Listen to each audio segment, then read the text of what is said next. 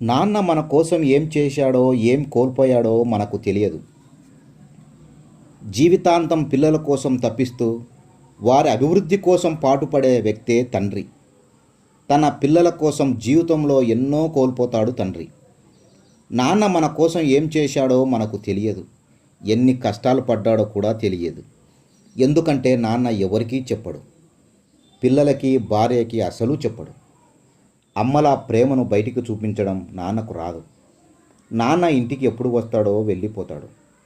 బిజీగా ఉన్న నాన్న రాత్రిపూట ఇంటికి వచ్చి మంచం మీద ఎదుగుతున్న పిల్లల్ని చూస్తుంటాడు.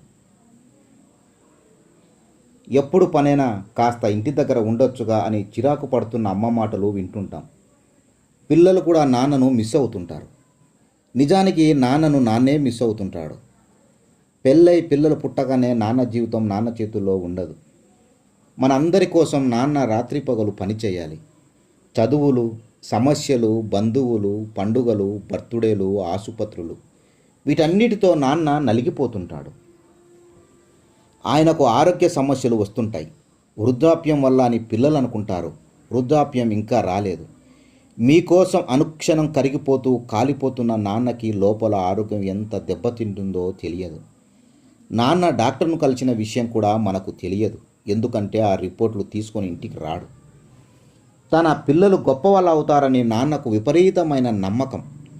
అందుకే అప్పులు చేసి చదివిస్తాడు.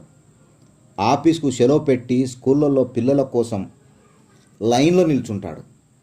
మీరు పరీక్ష రాస్తుంటే బయట రోడ్డు పక్కన ఎండలో నిల్చొని ఉంటాడు. పిల్లలు ఏదో సాధించేస్తారనే ఆశ. ఆస్తులు అమ్మేసి కూతురికి పెళ్లి ఘనంగా చేస్తాడు. ఎక్కడ ఎన్ని సంతకాలు పెడతాడో మనకు తెలియదు. కొన్ని వందల సార్లు అమ్మ ఏడవడం చూశాం. కానీ నాన్న ఏడవడం ఎప్పుడైనా చూశారా? నాన్న కూడా ఏడుస్తాడు. కానీ మీ ముందు ఏడవడం ఆయనకు ఇష్టం ఉండదు. ఎక్కడో ఒంటరిగా కూర్చొని ఏడుస్తాడు. పిల్లలు పెద్దయి ఏదో పని చేసుకునే సమయానికి నాన్న అన్నీ అమ్ముకొని అంతా ఆరిపోయి అంతంత ఆరోగ్యంతో మిగిలిపోతాడు. అప్పుడే పిల్లలు నాన్నకు ఎదురు చెప్పడం మొదలు పెడతారు.